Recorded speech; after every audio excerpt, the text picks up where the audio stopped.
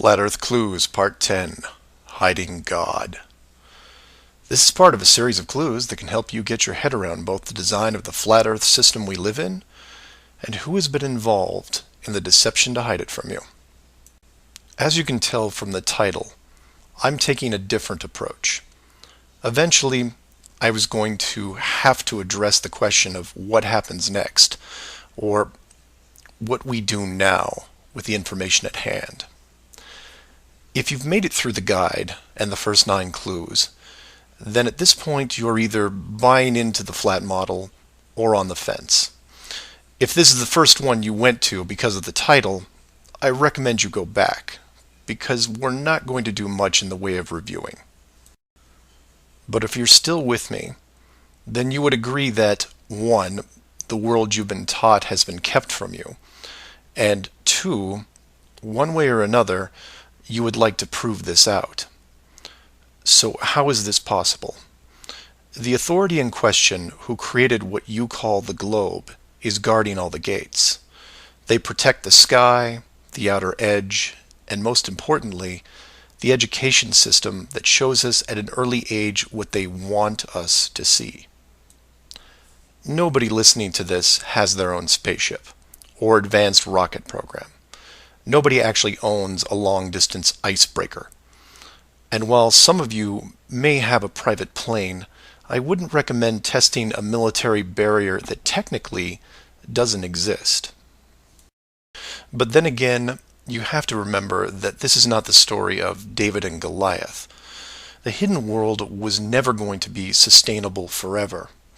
As a civilization evolves, the tools the authority uses as a method of control become more vulnerable. I've learned many things about systems over the years, and one thing that I find most interesting is as layers of strength increase, the higher the chance that they can be used to your advantage. But maybe I'm talking in riddles. I should be boiling it down to what can be done by showing you what's being hidden, what's important, and how it can be spread to others without looking like a crazy person. To be clear, and I can't stress this enough, do not start conversations with the word flat Earth. Think of it like Fight Club.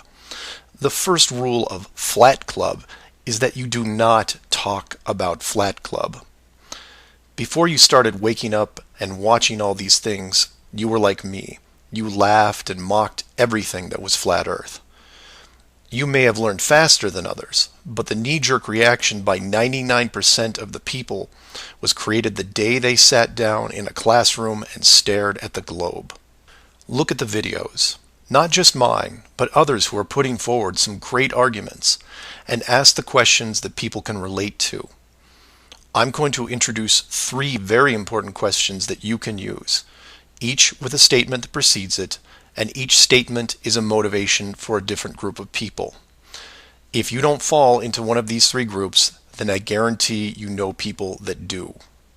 The first statement is this: you are being hidden. What do I mean by that? Well, this goes back to Clue 7 and Clue 9, which talk about the flights in the Southern Hemisphere. If you are flying a plane over the Southern Hemisphere, your flight is not being tracked. How can this be used to find out the truth? It's simple, it's quick, and it costs no money.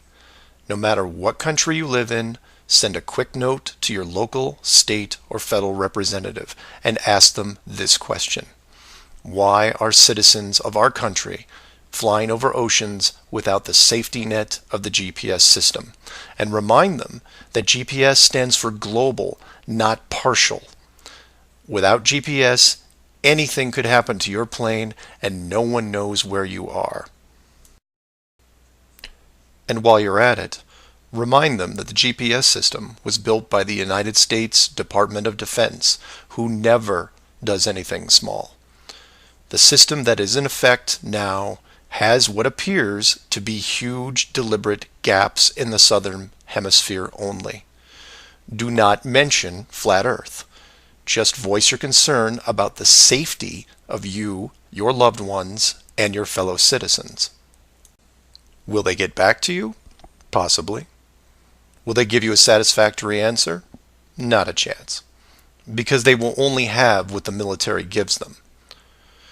What this will do, however, is create a unique buzz in certain circles that may prove to be useful later. The more politicians or high-ranking officials you contact, the greater the noise. The motivation here, as you can tell, is general public concern. The second statement is this: wealth is being hidden. What do I mean by that? Goes back to Clue 2 and every other mention regarding Antarctica. In 1954, it was announced on national television that the continent was just millions of miles of rich energy resources. And by 1959, it was sealed off like Area 51. How can this be used to find out the truth? By contacting anyone you know in either the petroleum, natural gas, or mineral industry. This means ExxonMobil, British Petroleum, Royal Dutch Shell, Chevron, ConocoPhillips, BHP Billiton, Rio Tinto, Glencore, Anglo American, and there are many others. Find anyone in these companies and make inquiries about their prospects in Antarctica. Send them the link to the Admiral Byrd interview and ask them why, if there are no environmental conflicts regarding oil, gas, or mining, why aren't they allowed to even petition the idea, even when the world's energy resources are dwindling more every day? Put the sound of money in their ear. They may not be able to break through the decades of red tape laid out in front of them, but it will create a buzz from a different side, the motivation of greed, and of pristine resources just begging to be harvested. And finally, to preface the third statement, I need to thank all the people who have sent me stacks and stacks of biblical scripture, asking me to stop dancing around the title of the flat model and call the structure what it really is. And you know, they have a point. I have put myself at a distance because I want to reach people who are outside of religious faith and even outside of general conspiracies. But for all those spiritual groups who have contacted me, I can now, however, say with conviction that this third statement is this: they are hiding God. Despite what labels I put on the flat model structure, the oldest names are from the oldest texts, one of those being called the firmament. If the firmament was indeed discovered in 1956 and it was deliberately hidden, then the ruling authority not only hid the structure, but evidence of the builders. And by builders, I mean creators, and by that, I mean what people define as God. Hiding God could be considered one of the worst ideas of all time. And if you are a person of great or small faith, you have a vested interest in any evidence that would solidify and vindicate your years of dedicated service. If a structure was found that had, for all intents and purposes, the handprint of God on it, then the ruling authority has no right to keep it from you. There are billions of people on this world who have personally dealt with the concept of God and would like to know for sure if these beliefs are well placed. Or, in short, you want to know the meaning of life. It's out there, and it's been hidden from you. Your motivation is clear. Go to your church leaders, your congregation, and tell them science probably found evidence of God in 1956 and decided to keep it a secret. If you know people of religious power, send this up the ladder. Get the word out and see what comes back. Between these three statements and questions, people will talk to people who will talk with others and eventually reach someone who knows.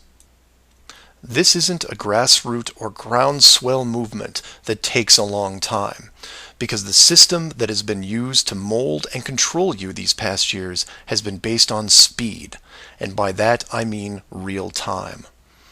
All it takes is a single video, a memorandum, one whistleblower, one key person, and everything changes, not in months or weeks or days, but hours.